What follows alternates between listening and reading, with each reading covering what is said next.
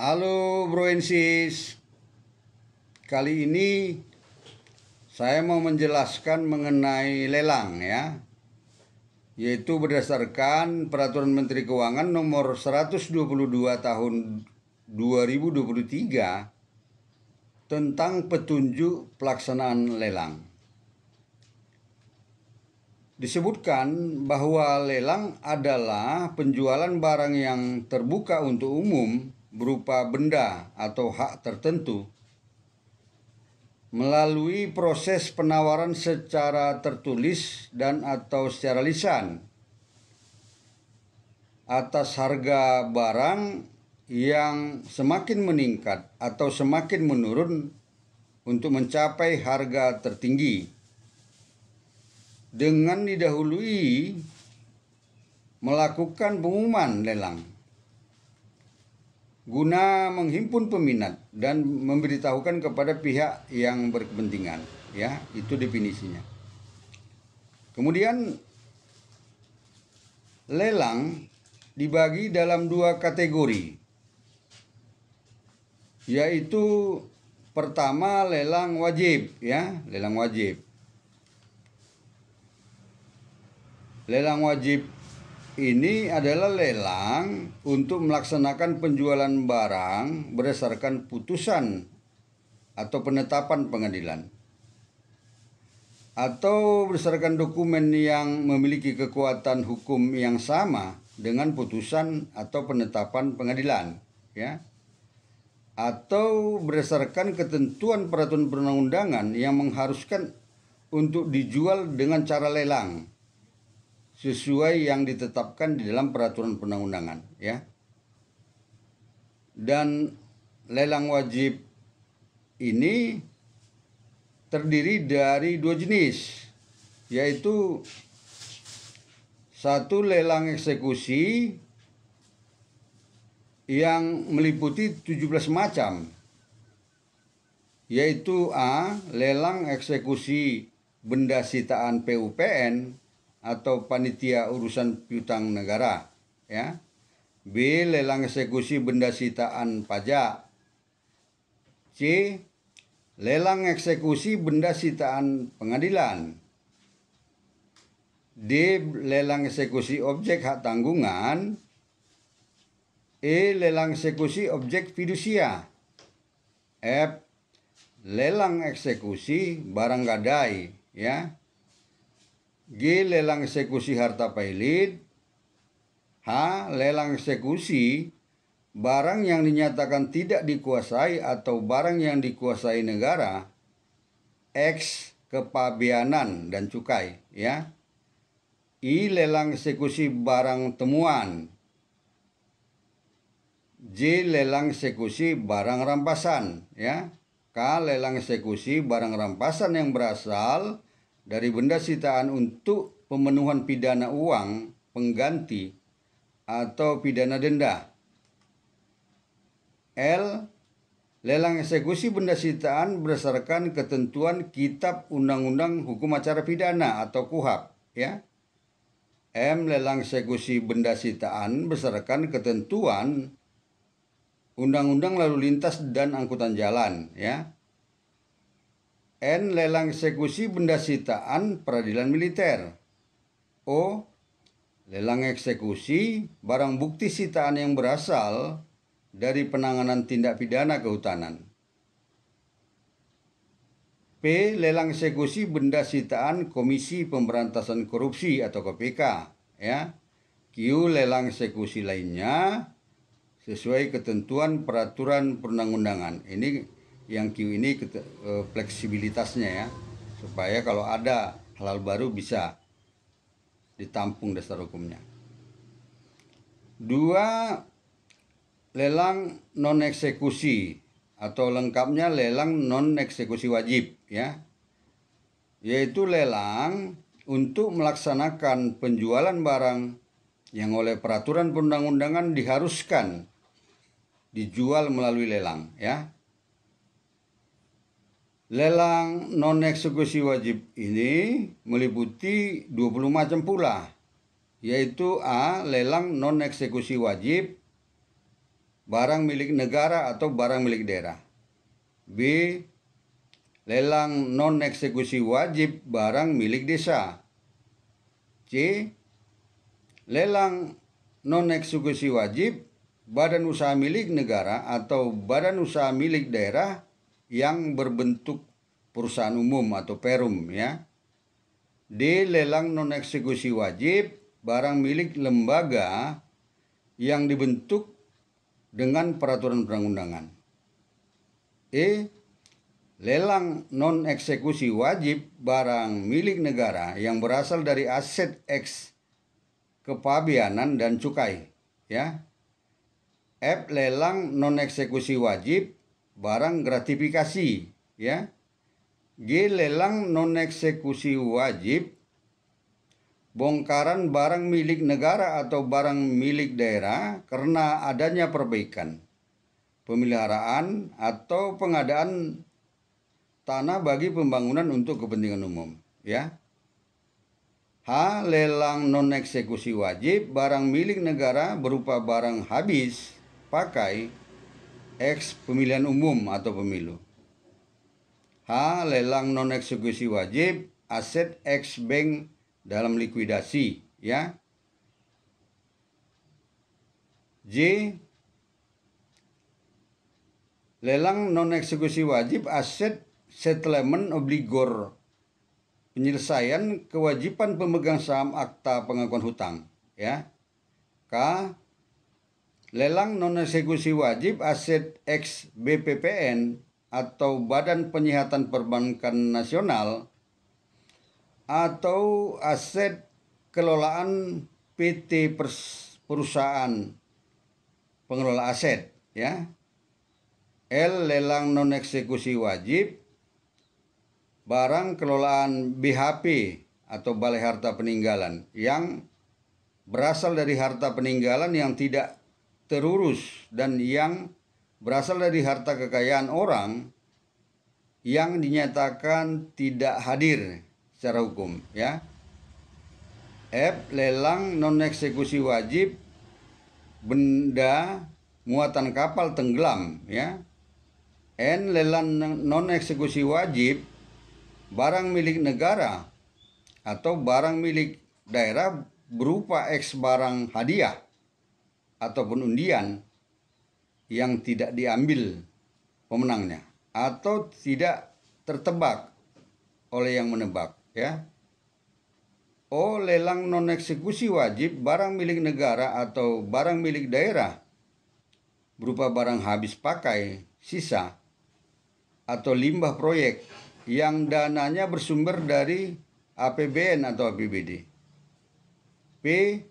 Lelang non eksekusi wajib barang dalam penguasaan kejaksaan atau auditur militer yang berasal dari barang bukti yang dikembalikan tetapi tidak diambil oleh pemilik karena pemiliknya tidak ditemukan atau pemiliknya menolak menerima, ya. Q. Lelang non eksekusi wajib barang dalam penguasaan otoritas jasa keuangan atau OJK yang berasal dari pengembalian keuntungan yang tidak sah, ya.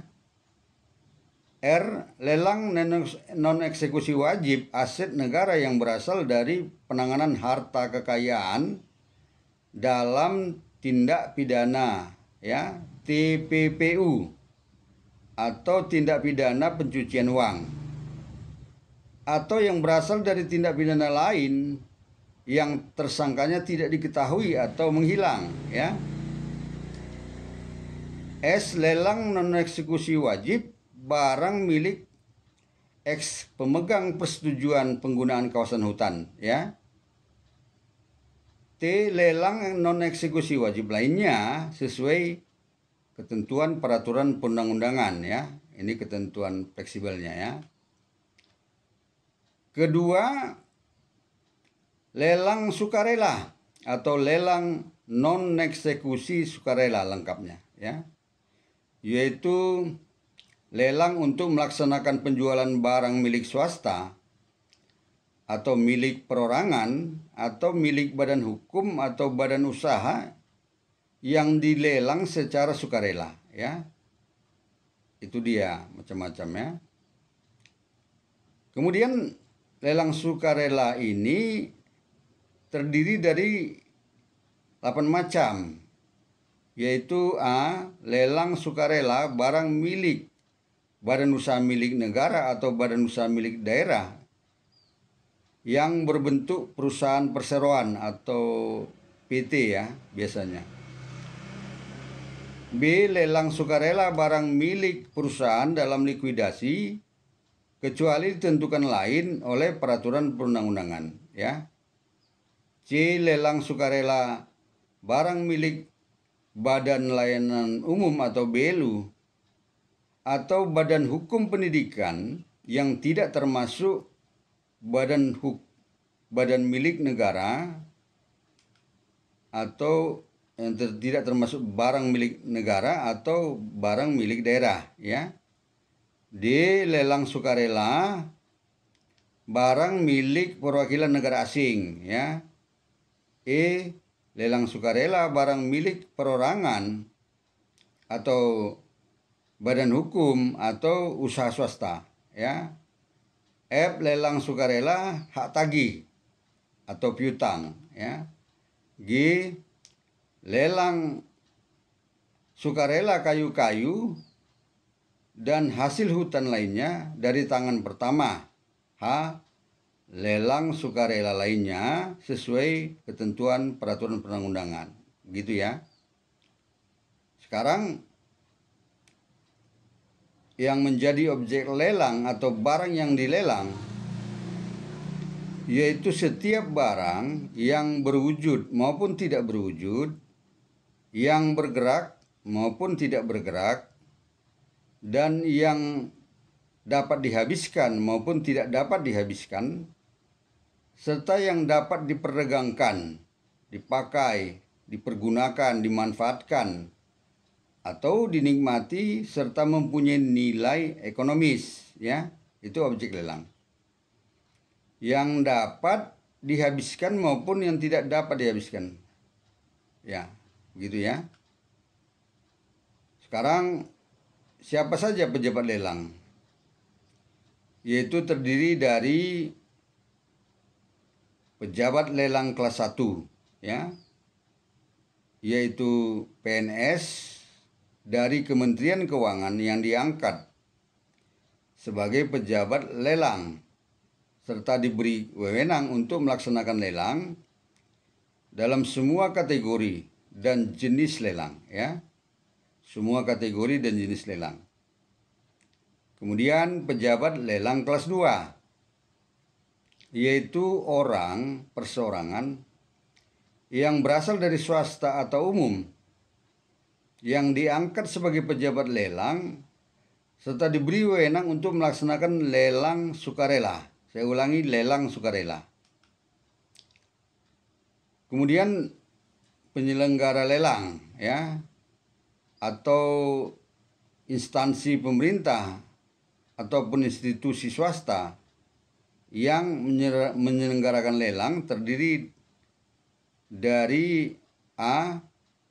KPKNL, Kantor Pelayanan Kekayaan Negara dan Lelang, yaitu suatu instansi vertikal Dirjen,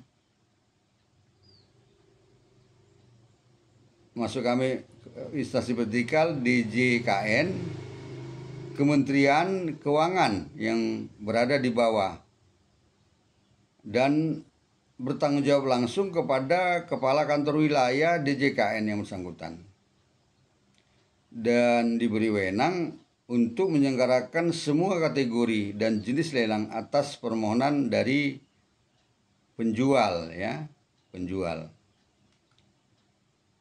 Kemudian Balai Lelang yaitu Badan Hukum Indonesia berbentuk perseroan terbatas atau PT yang didirikan khusus untuk melakukan kegiatan usaha di bidang lelang. Dan ini diberi wewenang untuk menyelenggarakan lelang sukarela ya, berdasarkan adanya permohonan yang diajukan oleh penjual. Dalam badan penyelenggara lelang ini, Balai Lelang juga dapat bertindak sebagai kuasa penjual atau pemohon lelang, ya. Maka Balai Lelang yang bersangkutan harus meminta jadwal dalam hal ini. Meminta jadwal pelaksanaan lelang kepada kepala KPKNL ataupun kepada pejabat lelang kelas 2 sebelum menetapkan jadwal pelaksanaan lelang yang akan dilaksanakannya.